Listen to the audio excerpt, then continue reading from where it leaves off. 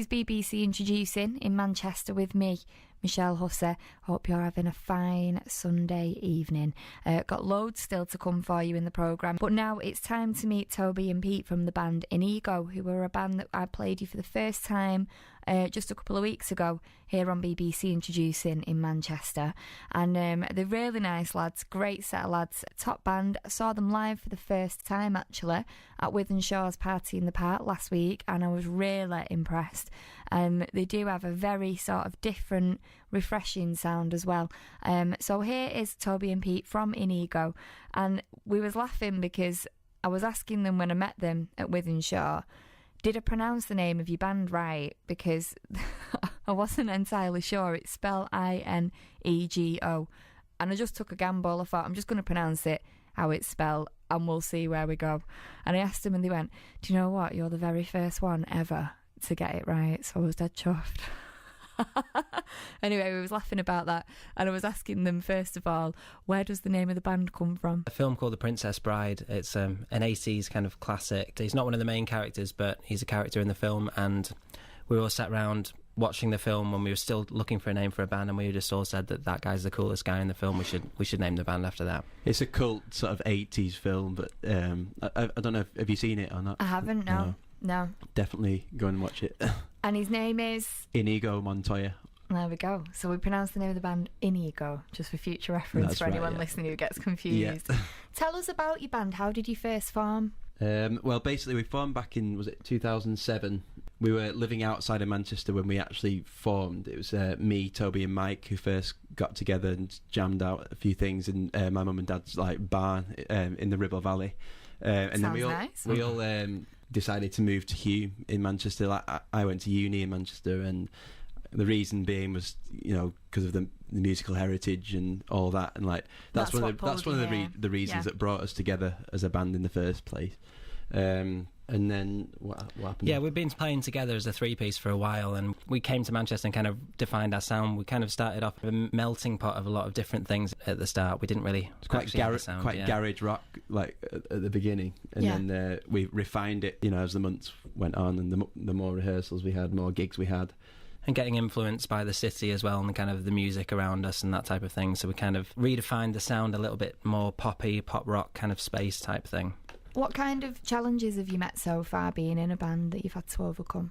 Yeah, it's a strange one, that, because as a band we've been going for quite a while, and we've been playing anywhere to anyone. And I think when you first start off, that can sometimes be quite a challenge, because you'll be playing to not that many people. And we found playing on the Manchester scene that our sound doesn't really fit in with a lot of the other bands that kind of followed a trend, if that makes any sense. Yeah. And we always kind of being the outsiders in terms of our sound.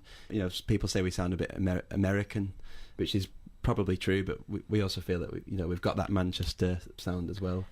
And when we first started off as well, we kept getting put on lots of different nights. So we might be on a metal night one time because there was elements of that in our sound, and then the next night we'd be on an indie night, and we wouldn't really fit in.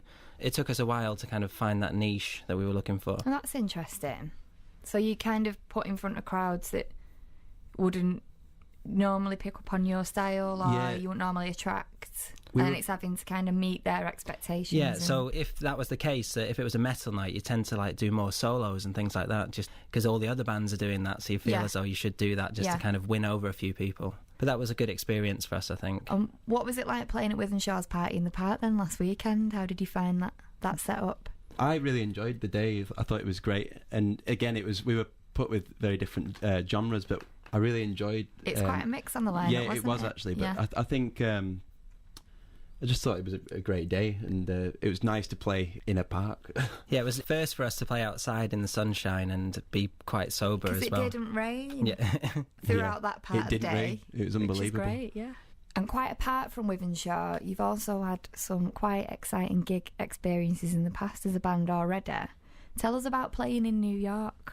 Yeah, well, we went over last year. It was just me and Toby from the band, and we have a bunch of friends in a band called A Million Years who are from Brooklyn, and they helped us set up a gig down in the Lower East Side, and we got to play an acoustic set there.